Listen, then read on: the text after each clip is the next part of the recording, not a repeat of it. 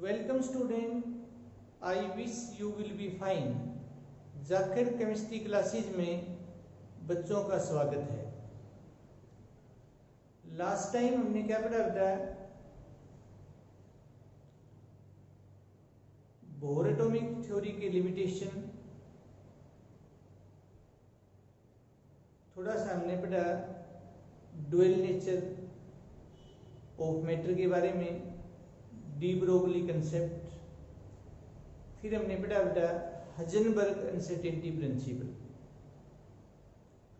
अगर आपने अब तक अपने चैनल जाखिर केमिस्ट्री क्लासेज को सब्सक्राइब नहीं किया है तो आप अपने चैनल को सब्सक्राइब करें, बेल आइकन को प्रेस करें ताकि आने वाली वीडियोज की नोटिफिकेशन आपको जल्द से जल्द मिल सके।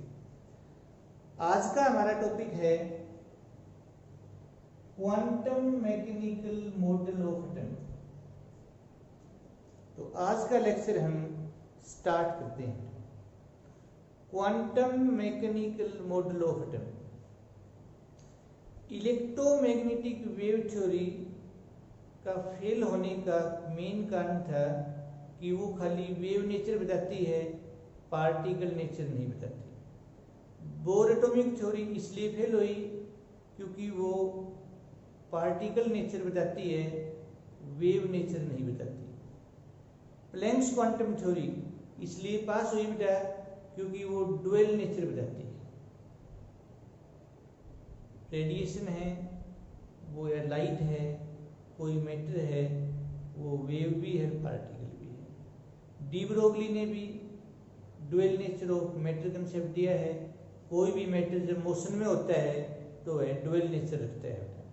और हाइजेनबर्ग ने यह बताया बेटा कि न्यूक्लियस के चारों ओर इलेक्ट्रॉन की एक साथ एग्जैक्ट पोजीशन, एक साथ एग्जैक्ट मोमेंटम या वेलोसिटी नहीं बता सके, इसलिए ऑर्बिट कंसेप्ट जो बोर एटॉमिक थ्योरी है वो रिजेक्ट हो जाती है, फेल हो जाती है। क्वांटम मैकेनिकल मॉडल क्या होता है उससे पहले थोड़ा सा हम जिक्र करेंगे क्लासिकल वेव कंसेप्ट में। जो क्लासिकल वेव कंसेप्ट है वो न्यूटन लॉज ऑफ मोशन के ऊपर बेस है। क्लासिकल मैकेनिक्स भी बोल देते हैं बेटा। क्लासिकल मैकेनिक्स के अनुसार कैसे मैक्रोस्कोपिक पार्टिकल लाइक अर्थ सन के चारों ओर रिवॉल्व करती है, कैसे अर्थ है वो सन के चारों ओर रिवॉल्व करती है, ये बात क्लासिकल मैकेनिक्स बताती है।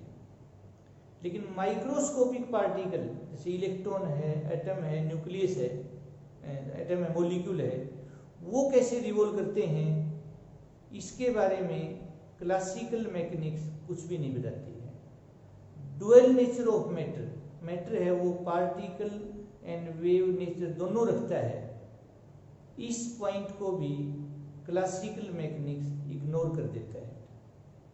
तो अब दो साइंटिस्टों ने इंडिपेंडेंटली बताया, एक का नाम हाइजेनबर्ग और दूसरे का नाम Schrödinger, quantum mechanical model of atom दिया बेटा, जो किसके ऊपर बेस है बेटा? Dual nature of matter.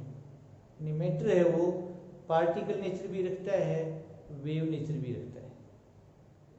लेकिन यदि हम इसी और इसका जो मेन आधार है बेटा, ये जो quantum mechanical model of atom है, ये माइक्रोस्कोपिक पार्टिकल के लिए ज़्यादा अप्लाई किया जाता है, ज़्यादा सिग्निफिकेंट है। और यदि हम इसी को अप्लाई करें मैक्रोस्कोपिक पार्टिकल के लिए तो रिजल्ट वही आएगा जो क्लासिकल मैकेनिक्स का आया है। लेकिन ये डुअल नेचर ऑफ मैटर को ओबे करता है। क्लासिकल मैकेनिक्स है वो खाली पार्टिकल नेचर ऑफ मैटर को ओबे करता है, वेव नेचर ऑफ पार्टिकल को ओबे नहीं करता। Wave mechanical model of atom, quantum mechanical model of atom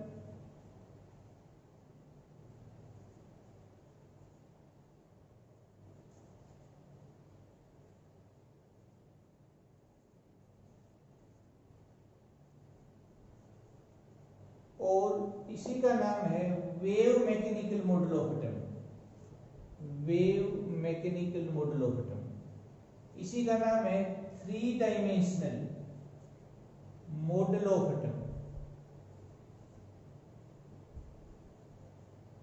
इसी को कहते हैं मैक्सिमम प्रोबेबिलिटी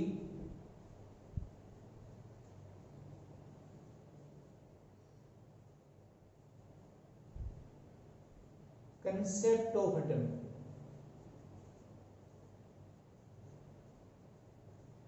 इसी को कहते हैं orbital concept of atom.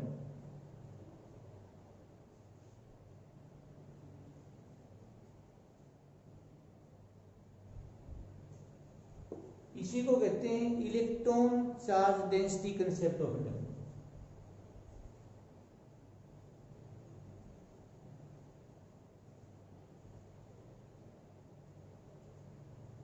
Concept of atom.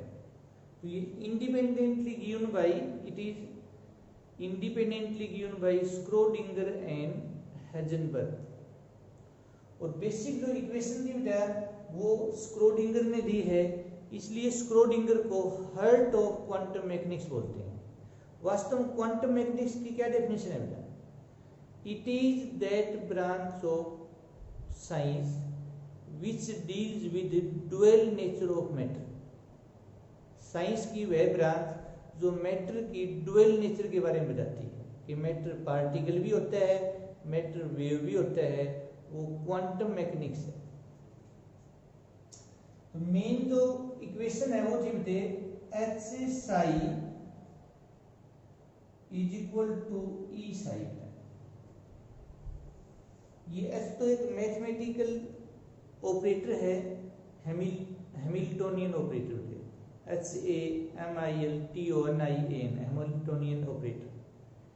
E energy है और साई क्या है? Wave function of electron. Electron है वो वेव की तरह बिहेव करता है, क्योंकि ये मॉडल मेनली माइक्रोस्कोपिक पार्टिकल के लिए है, इलेक्ट्रॉन के लिए। जैसे कैसे न्यूक्लियस के चारों ओर रिवॉल्व करता है, तो वेव नेचर बताता है इलेक्ट्रॉन। इस तरह से देखो बेटा, ये क्रस्ट ये ट्रफ, ये क्रस्ट ये ट्रफ बेटा। तो हाइट ऑफ क्रस्ट और डेप्थ ऑफ ट्रफ दोनों, ये भी साई ये भी साई बेटा। तो साई है ये PSI। It gives amplitude of electron wave, that is wave function of electron. Electron behaves as a wave. Electron wave की तरह बिहेव करता है। और इसका स्क्वायर करेंगे तो ये ऑर्बिटल बन जाएगा। स्क्वायर से साई स्क्वायर ऑर्बिटल का IUPAC रिप्रेजेंटेशन। कोई भी मॉडल होता है, थ्योरी होती है बेटा, उसके अपने मेन पॉइंट्स होते हैं। तो इसके मेन पॉइंट्स क्या है बेटा? Number 1, when an electron revolves in an orbital then it neither loss energy nor gain. Quantum का मतलब ही फिक्स्ड होता है बेटा, कि जब इलेक्ट्रॉन किसी एक ऑर्बिटल में रिवॉल्व करता है तो न तो वो एनर्जी को लॉस करता है और न ही एनर्जी को गेन करता है। देखो बोर ने तो ये कहा था कि जब इलेक्ट्रॉन ऑर्बिट में घूमता है, लेकिन आपको आगे बताएंगे बेटे कि ऑर्बिट तो होता ही नहीं है। ऑर्बिट या सेल के अंदर सब सेल होती हैं और सब सेल के अंदर ऑर्बिटल होता है। तो ऑर्बिटल में इलेक्ट्रॉन रिवॉल्व करता है। जब एक ही ऑर्बिटल में रिवॉल्व करेगा इलेक्ट्रॉन, तो न तो एनर्जी को लॉस करेगा न ही एनर्जी को गेन करेगा। एनर्जी है वो क्वांटाइज है, फिक्स्ड है बेटा। दूसरा पॉइंट क्या है बेटा?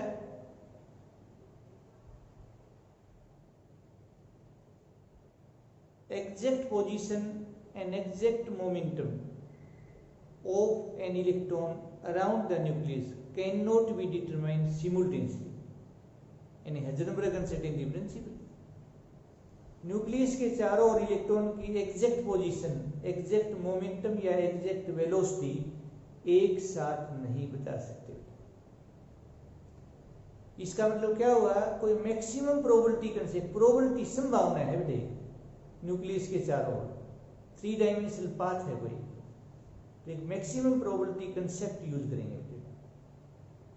एक ऑर्बिटल में मैक्सिमम 2 इलेक्ट्रॉन आ सकते हैं। आगे बताएंगे, इसको पोलीज एक्सक्लूजन प्रिंसिपल भी बोलते हैं। और वो इलेक्ट्रॉन अपोजिट स्पिन में होंगे बेटा। एक इलेक्ट्रॉन क्लॉकवाइज है तो दूसरा क्या होगा बेटा? Anti clockwise.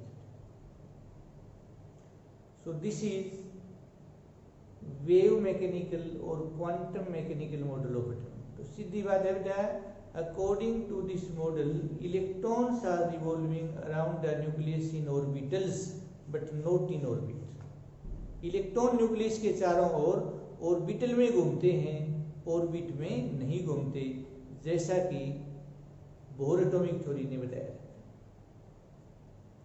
तो नेक्स्ट टाइम हम पढ़ेंगे बेटा ऑर्बिटल में difference, quantum numbers, shape of orbital, और लास्ट में हम पढ़ेंगे बेटा इलेक्ट्रॉनिक कन्फिगरेशन। तो आशा है बेटा आप बच्चों को आज का लेक्चर समझ आया होगा।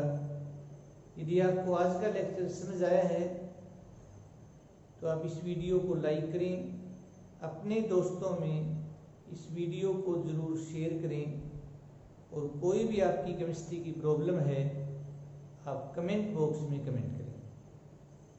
Thank you and have a nice day.